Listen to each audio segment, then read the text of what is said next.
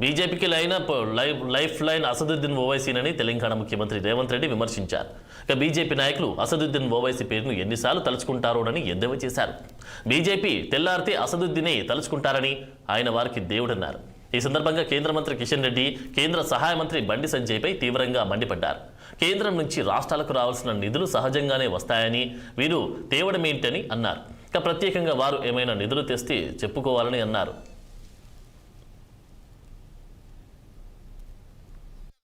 రోజులు ఇదే కిషన్ రెడ్డి, ఇదే బండి సంజయ్, ఇదే ధర్మపురి అరవింద్ గారు, వీళ్ళే కదా ఎంపీలు కేంద్రంలో ఉన్నది అధికారము. ఏమైనా తెచ్చిందా?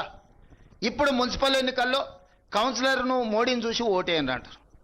మోడీని చూసి ఓటేస్తే మన మోరీలో ఉన్న మురికి మోడీ వచ్చి తీస్తాడా? మోడీ దగ్గరకు పోయి అడగాలనా?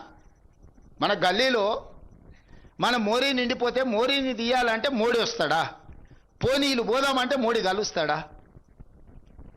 చారాన కోడికి బారాన మసాలా అయితే ఈడ గల్లీలో మోరీ తీసుకోవడానికి మోడీని కలవాలంటే అసలు గల్లీ 10 ఏళ్లు తెలంగాణను పాలించిన బీఆర్ఎస్ చేసింది ఏమీ లేదని రేవంత్ రెడ్డి విమర్శించారు. ఈ 10 ఏళ్లు నిధులు, అధికారం వారి చేతిలోనే ఉందని అప్పుడేం చేశారని ప్రశ్నించారు. ఇప్పుడు మున్సిపల్ ఎన్నికల్లో గెలిపించాలని రావడం విడ్డూరంగా ఉందన్నారు. బీఆర్ఎస్ అధికారంలో ఉన్న సమయంలో కేసీఆర్, కేటీఆర్, హరీష్ రావుల చేతుల్లోనే కీలక శాఖలున్నాయని గుర్తు చేశారు.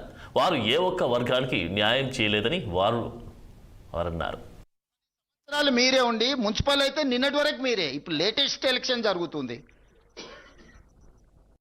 ఇప్పుడు మళ్ళీ మాకు ఓటేయండి అని బీఆర్ఎస్ అడుగుతుంది. అసలు అంటే ఏ మాత్రం కూడా మొహమాటం కానీ అసలు సమాజం ఏమనుకుంటుంది? మనం ఇంత బరితెగించి మాట్లాడడం వల్ల ఇది ఏమైనా సమాజం ఆమోదిస్తుందా?